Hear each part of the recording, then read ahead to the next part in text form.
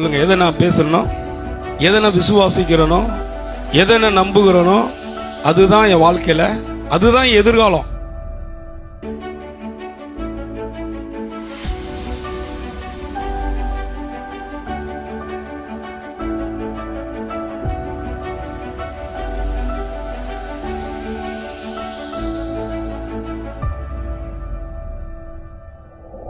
இன்னைக்கு பொறுமை ரொம்ப விசுவாச பிள்ளைகளுக்கு முக்கியமா நமக்கு, ஆண்டவரை ஆராதிக்கிற நமக்கு எது அவசியமாக இந்த காலவெளியில தேவைப்படுகிறது என்றால் பொறுமை ரொம்ப நமக்கு தேவை. பொறுமையோடு கூட என்ன பண்ணணும், கடவுள் எனக்கு வாக்கு பண்ணியிருக்கிறத நான் என்ன பண்ணணும், பெற்றுக்கொள்ளணும். சொல்லுங்க, பெற்றுக்கொள்ளணும். ஆனால் இன்னைக்கு பிசாசு என்ன பண்ணுறான், நம்ம பின்னாடி வந்து நம்முடைய சிந்தையில் சந்தேகத்தை மூட்டுறான், சந்தேகப்படுத்துகிறான் நம்மளை. விசுவாச பிள்ளைகள் சில நேரங்களில் என்ன பண்ணுறான், பிசாசு சந்தேகத்தை உள்ளத்தில் போடுறான். பாருங்க, சந்தேகம் தான் பாருங்க. உன் ஜெபம் கேட்கப்படுமா, நீ ஜெபம் பண்ணாப்புல நடந்துருமா, நீ விசுவாசித்தா காரியங்கள் கூடிருமா, விசுவாசித்தா இதெல்லாம் நடக்குமா, அவங்கள பாரு இத்தனை வருஷமா ஜெபம் பண்றாங்க, இவங்கள பாரு இத்தனை வருஷமா சர்ச்சுக்கு போறாங்க, இவங்கள பாரு இத்தனை வருஷமா வாழ்றாங்க, அவங்களுக்கெல்லாம் நடக்கல, உனக்கு நடந்துருமா, நீ விசுவாசித்தா அதெல்லாம் நடந்துருமா அப்படி சொல்லி சில நேரங்களில் பிசாசு என்ன பண்ணுவாங்க கேட்டீங்கன்னா, நம்ம வாழ்க்கையில கொண்டு சில சந்தேகங்களை மூட்டுவான் பாருங்க.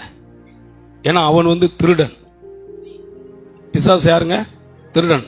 தேவன் உங்க வாழ்க்கையில வாக்கு பண்ணினதை அதை நீங்கள் விசுவாசிக்க கூடாதபடி அவன் என்ன பண்ணுவான், திருடுவான்.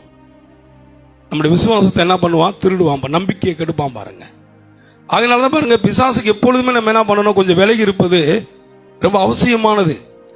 பிசாசுக்கு கொஞ்சம் விலகி இருக்கணும். நம்ம பிசாசுக்கு விலகி இருக்கிற பொழுது தேவனுடைய வாக்குத்தத்தங்கள் எல்லாம் ஈஸியா எளிதா என்ன பண்ண முடியும், நம்மளால பெற்றுக்கொள்ள முடியும், எளிதாக பெற்றுக்கொள்ள முடியும், ஈஸியா பெற்றுக்கொள்ள முடியும்.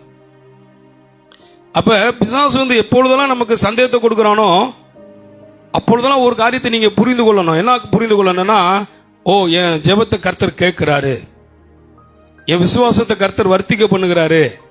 அதனாலதான் பிசாசுக்கு என்ன ஆகுறான், சந்தேகத்தை கொண்டாந்து கொடுக்கறான். அப்ப வேலை செய்யுது அப்படின்னு சொல்லி இப்படி அவன் செய்கிற சொல்லுகிற காரியத்துக்கு எதிர்மறையாக என்ன பண்ணணும், நம்ம சிந்திக்க வேண்டும், பேச வேண்டும்.